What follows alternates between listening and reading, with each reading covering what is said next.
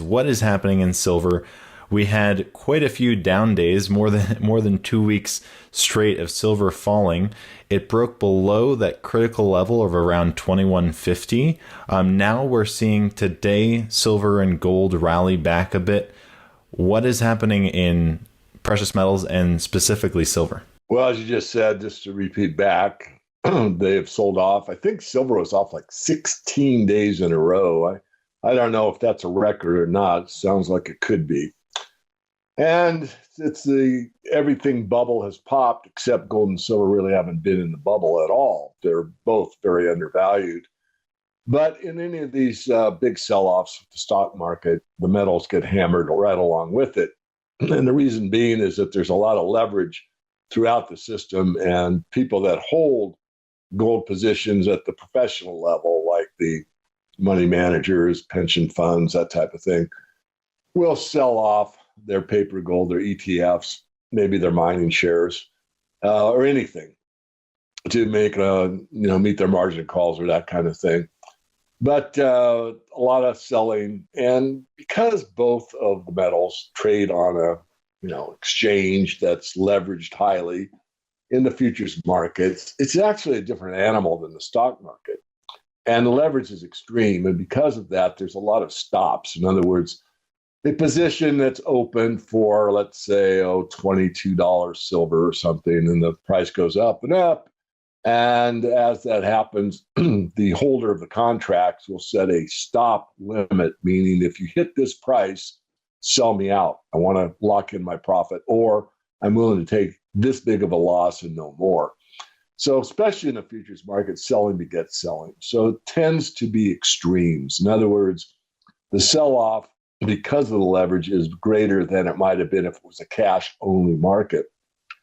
Having said all that, 2150 was the key, and we did breach it.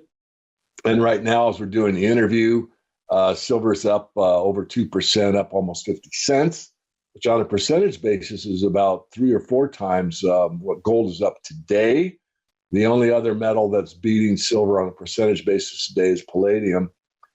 I don't know if we're going to be able to say this is the bottom, Elijah. In fact, kind of doubt it. I don't know where the bottom is exactly. I know we're certainly close enough to begin to get into the metals. In other words, I wouldn't be afraid to buy here, but I wouldn't load up. I would start to what we call nibble and look at some situations. I'll be doing an update for my paid members probably later today or tomorrow. There are techniques you can use as you're nearing a bottom that are pretty favorable for risk reward, and also be able to bank some immediate cash. And I'll save that for later.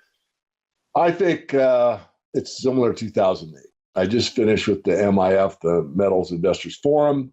I was one of the keynotes, and I explained that the sell-off looks bad, feels bad, unexpected to some. Everyone that knows gold's negatively correlated to the stock market thinks that means as soon as stocks go down, gold goes up. That's not how it works. But I pointed out that it sold off a lot less than it did in the 2008 crisis. Silver sold off a lot less. Now, that's sort of implying this is the bottom. And again, I don't think it is, but I think it's close enough to make that summary that the metals are stronger this time in what I think is going to be a more harsh downturn than we saw in 2008. Now, what's our next support level now that we have broken through that 2150 level? If we do fall below where we just were, what's our next support level? $18 is really lots of support at that level. So, it's a couple dollars from here, and I don't like to say it, but, facts are what they are, and that's the major supports at 18. Now, as for gold, I know that it did this morning actually fall below 1800, but it seems like that's a pretty good support right there. Are there any other levels you're looking for in gold? Yeah, 1780, and gold did get under the 200-day moving average, I'm pretty sure. And if that's true, then that portends more weakness ahead. I think the ultimate low in gold could be in the 1700s somewhere. I mean, I've heard some of the analysts that I, respect a great deal are even saying 1680. But let me just put that in a reference point, Elijah. During the 2008 crisis, we went from roughly 1050 down to 700. So had a 30% move down in gold. And gold and silver were the first to recover. And from that bottom, gold doubled, more than doubled. And from that bottom in silver, which went from 21 down to about 9, was up fivefold. So that suggests that going forward after gold and silver catch a bid and the metals move up while the stock market's moving down, I expect actually better results than that, not like overnight, but I think you can think about what it did. And again, we're probably in a worse crisis than we were in 2008. So within that context, we're fine. So even if you take 1700 from, 2070 was the high so far. So 300 points on 2000, you're looking at what, somewhere around 15% or something along those lines. So maybe half as bad as it was during the last one. And again, this shows, in other words, they're stronger under harsher conditions, which is exactly what I would expect it to show us. So I don't think it's even a convoluted way to look at it. I think it's actually because I'm saying this, but I think it's an accurate way to look at it. It's like, well, it's weak. Okay. How weak relative to what it did in the past? How weak relative to what it could do, et cetera. So I wish it was going straight up. I wish it was opposite the stock market right now, but that's not how markets work. And remember, major moves climb what we call the wall of worry. And there's a lot of worried precious metals investors out there, which psychologically is actually something that I'm not afraid to talk about. And I think is probably quote unquote normal, because when you have something that's the truest hedge you can have against all the financial markets or currencies, the currency war that we're having with the other nation states, there's a lot to digest. And yet gold over the longer term, silver as well, have usually proven to shine. And I think that's ahead, but not immediate. It does seem like when we do see a stock market downturn, occasionally the precious metals will sell off, but they'll recover real quickly. You mentioned at the top of the interview that we're seeing the popping of the everything bubble. How bad do you think this crash could get? I've seen comparisons of, right before the major crash in 2008 and what we're seeing right now. And the charts look very similar for the stock market. Yeah, that's a great question. And I'll be a bit philosophical here, but markets go from overvalued to fair value to undervalued. And right now, we probably have to cut the Dow roughly in half to be fair valued. And how can I say that? Because of the state of the markets and based on earnings. I mean, when you buy a business, you buy a business to earn. You buy a business to make a profit. So if you're in the clothing business and you buy a clothing store, I mean, every item that goes out that door should have a profit attached to it. And now you've got to pay all your costs, your capital costs, your sales force, taxes, insurance, all that stuff. So when you evaluate a business, as you should, and you buy a stock, people don't think they're buying a business. They don't evaluate what the profit and loss statement looks like. They just look at momentum mostly these days.